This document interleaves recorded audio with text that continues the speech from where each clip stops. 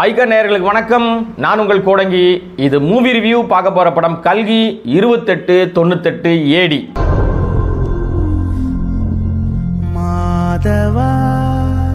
ஒரு பிரம்மாண்டமான போர், பயங்கரமாக நடந்துகிட்டு இருக்கு போர். அப்படியே எங்கே பார்த்தாலும் ஒரு பணமாக உழுந்து கிடக்குது. அப்படி இருக்கும்போது ஒருத்தர் திடீர்னு வந்து ஆவேசமாக வந்து எல்லாரையும் அழிக்க போகிறேன், நான் இந்த எனக்கு எதிராக இருக்கிற ஒருத்தர் கூட இருக்கக்கூடாது அப்படின்னு சொல்லி களத்தில் இறங்குறாரு. தூரத்தில் ஒரு மாளிகையில் ஒரு அம்மா நிறை மாத கர்ப்பிணி, அவங்க திடீர்னு எந்திரிச்சு வந்து அப்படியே பால்கனியில் நின்று அவங்க அப்படி பார்க்குறாங்க. அவர் அங்கே பார்க்குறத இவர் இங்கே பார்க்குறாரு. பார்த்தவர் என்ன பண்ணுறாருன்னா நேராக ஒரு ஆயுதத்தை ஏவி விடுறாரு. அது நேராக அந்த அம்மா கர்ப்பத்தில் இருக்கிற குழந்தைய அழிச்சிடுது. அழித்த உடனே டக்குன்னு இன்னொருத்தர் களத்தில் வராரு. நீ வந்து இவங்களெல்லாரும் கொன்ன, தப்பு இல்லை, போராட்ட களத்தில் வந்த எல்லாரையும் கொன்ன, அதில் நான் எதுவுமே சொல்லலை. ஆனால் வயிற்றில் இருக்கிற குழந்தை இன்னும் உலகத்தையே பார்க்கல, அதுக்குள்ளே அந்த கர்ப்பிணியாக இருக்கிற அந்த கர்ப்பத்தில் இருக்கிற சிசு அழிச்சிட்டல, உனக்கு மரணமே கிடையாது, நீ சாவே நீ அடைய மாட்ட, ரத்தம் வழிய வழிய நீ காலத்துக்கும் இப்படியே இருக்க வேண்டியதுதான் அப்படின்னு சொல்லி ஒரு சாபத்தை விட்டுறாரு. இந்த கதை எங்கேயோ கேள்விப்பட்ட மாதிரி இருக்கா?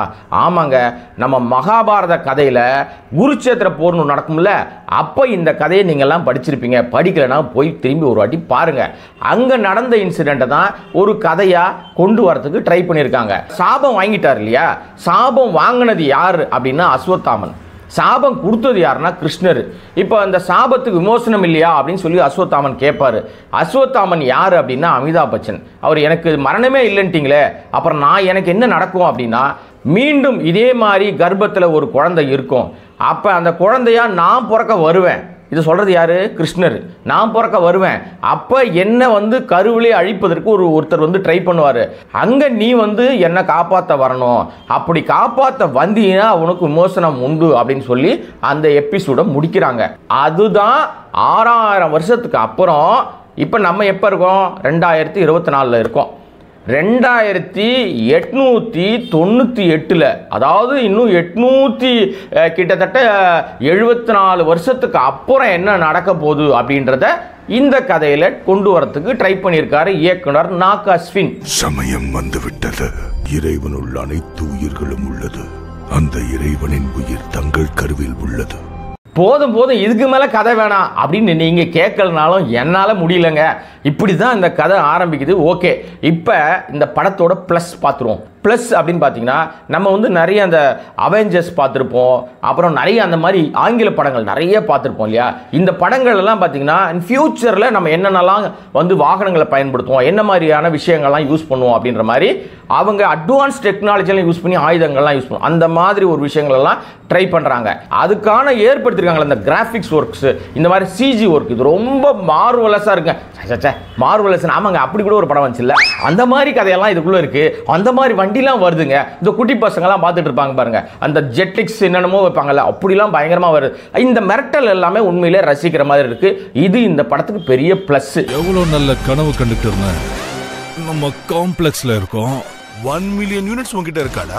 எந்த படத்தை பார்த்தாலும் பொம்மை படம் பார்க்கும் போது கூடவே சத்தம் வந்தால் தானே நமக்கு பிடிக்கும். அந்த சத்தத்தை கொடுக்கறது நம்ம சந்தோஷ் நாராயணன். பின்னணி இசை, பாட்டெல்லாம் பெருசாக கிடையாது, ஆனால் அந்த பின்னணி இசை படத்தை ரொம்ப அழகாக நம்மளை வந்து எங்கேஜிங்காக வைக்கிறதுக்கு ட்ரை பண்ணுது.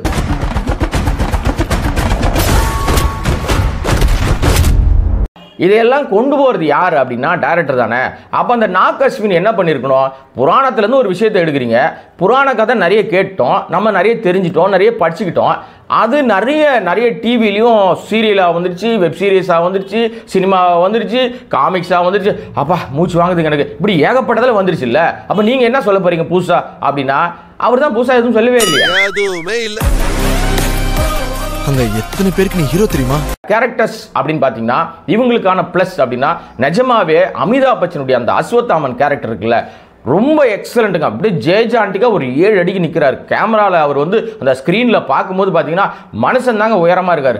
அவருடைய அந்த மேனரிசம், அவர் அந்த பறந்து அடிக்கிற விஷயமா இருக்கட்டும், இந்த வயசில் அமிதாப் பச்சன் என்ன வயசு இருக்கும்னு தெரியல உங்களுக்கு, அந்த வயசுலேயே அவர் பயங்கரமாக சண்டை போடுறாருங்க.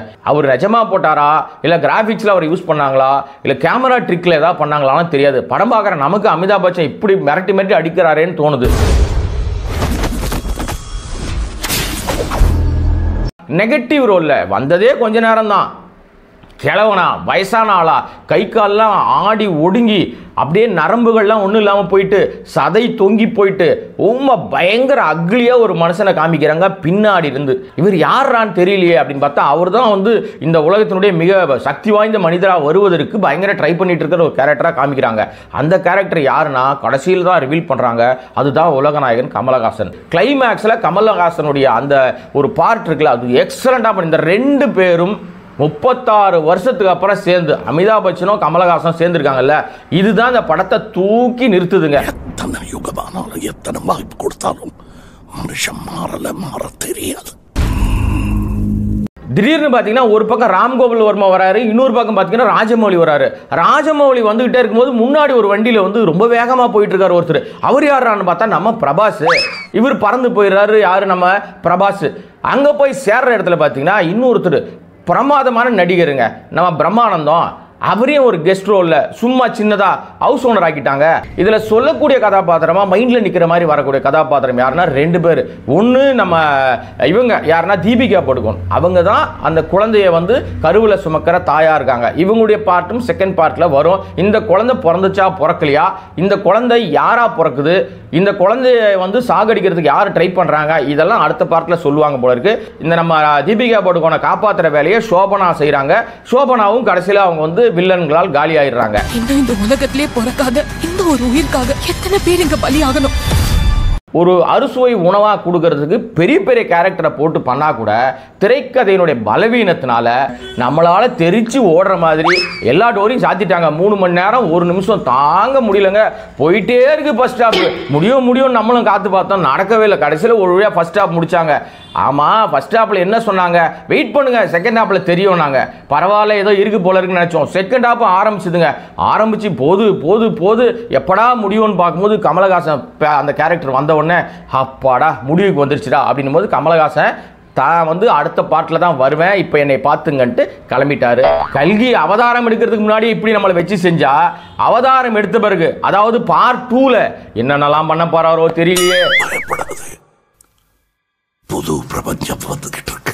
இதுல வந்து நம்ம பிரபாஸ் வந்து நிறைய அவர் வந்து பிரபாஸ் தான் ஹீரோ அப்படிதான் நம்ம நினைச்சலாம் படத்துக்குள்ள போனோம். ஆனால் பார்த்தீங்கன்னா ஹீரோக்கள் நம்ம யாருன்னு சொல்லிட்டோம். இவர் கேரக்டர் வந்து ரொம்ப பெக்குலியரான கேரக்டர்னாங்க. ஆனால் கொஞ்சம் நேரம் தான் வராரு. ஏன் இதுக்குள்ள இவர் வந்து ஒத்துக்கிட்டாரு அப்படின்னே தெரியல. தொடர்ந்து பிரபாஸுக்கு ஏறுமுகமாக இருக்க வேண்டிய பிரபாஸ் இறங்கு முகத்தில் இறங்கிட்டே இருக்காரு. இதுதான் லட்சணம், பிரபாஸோட லட்சணம். ஆனால் ரொம்ப ட்ரை பண்ணியிருக்காரு காமெடி பண்ணுறதுக்கு. பொழுது விடிஞ்சதும் ஃபைட் எதுக்கு போச்சு? ஆனால் அவர் ட்ரை பண்ண எல்லாமே பெக்கன்னு சிரிக்கிற மாதிரி இல்லைங்க. புஜ்ஜி பாத்தியா என்ன நடக்குது அப்படின்னு கேட்குறாரு. புஜ்ஜின்றது அந்த வண்டி, உங்களுக்கே தெரியும் அது என்ன வண்டின்னு சொல்லிட்டு. அவரே ரொம்ப ட்ரை பண்ணுறாரு, அது எதுவும் எடுபடவே இல்லை. பேன் இண்டியா நடிகராக மாறதுக்கு ட்ரை பண்ணுறேன்றாரு. உள்ளூர்லேயே ஒரு ஆளை செல்ஃப் எடுக்க மாட்டேங்குது. பேன் இண்டியாவுக்கு போய் என்ன பண்ண போகிறான்னு தெரியல. பிரபாஸ் இது உங்களுக்கு சரிப்பட்டு வராது. உங்கள் கதைக்கு ஏற்ற மாதிரி, உங்கள் உருவத்துக்கு ஏற்ற மாதிரி, உங்களுக்கு ஏற்ற மாதிரி கதையை எடுத்தீங்கன்னா நீங்கள் லைம் லைட்டில் நிற்பீங்க. இல்லைனா வயசான அமிதாப் பச்சன் ஜெயிச்சுட்டு போகிறாருப்பா. இதுக்கு மேலே நான் என்னத்த சொல்கிறது நான் உனக்கு. உங்க யுத்தம் மறுபடியும் ஆரம்பிச்சிருச்சுன்னு நினைக்கிறேன். இதுலயும் தோக்க மாட்டேன்.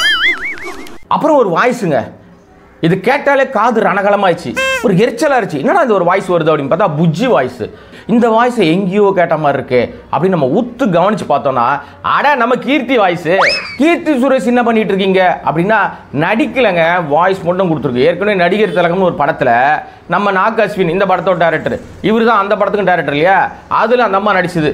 கீர்த்திக்கு ஒரு பெரிய சென்டிமெண்ட் ஒன்று ஓடுதுங்க. கீர்த்தி படத்தில் இருந்தாலே அந்த படம் என்னவா ஆகும் அப்படின்னு சொல்லி உங்க எல்லாருக்குமே தெரியும். நான் ஏன் அதை என் வாயால சொல்லுவானே. இந்த படத்தில் ஆள் தான் நடிக்கல, வாய்ஸை நடிக்க வைப்போம் அப்படின்னு சொல்லி அவர் நடிக்க வச்சிருக்காரு. நான் தான் முதல்ல சொல்லிட்டேன், இந்த கர்ணகொடூரமான வாய்ஸை எங்கேயோ கேட்ட மாதிரி இருக்கேன். ஆனால் நமக்கு டக்குன்னு கண்டுபிடிக்கிறோம். ஆடியன்ஸ் பிடிச்சாங்களா பிடிக்கலையான்னு தெரியல. நீங்க மறந்துருந்தாலும் நாங்கள் ஞாபகப்படுத்திட்டோமே, கோச்சிக்காதீங்க. உண்மை அதாங்க, கேட்கும் போதே தெரியுது கீர்த்தி வாய்ஸும் எடுபடவே இல்லை. Chances of bounty 0.18%. Full speed Bujji. இதான maximum speed. நிமிஷம் நீவே சார்ஜ் ಮಾಡಬೇಕು. ஒட்டுமொத்தமாக இந்த கதையை பற்றி சொல்லணும் அப்படின்னா, முதல்ல சொன்னாங்க இந்த படத்தை வந்து நீங்கள் பார்த்தீங்கன்னா எந்த காரணம் கொண்டும் கதையை சொல்லிடாதீங்க, அடிச்சு கூட கேட்பாங்க அப்போ கூட சொல்லிடாதீங்க, வெளியே வந்து எதுவுமே பேசாதீங்க அப்படின்னாங்க. நானும் முதல் ஆஃப் ரெண்டாவது ஆஃப் 3 மணி நேரத்துக்கு மேலே மூச்சு முட்டை பார்த்தேங்க. பார்த்த பிறகு தெரியுது எதடா சொல்ல வேணான்னு சொன்னீங்க. என்னன்னு சொல்லாமே போறேன். எதை சொல்ல வேணான்னு போறேன்.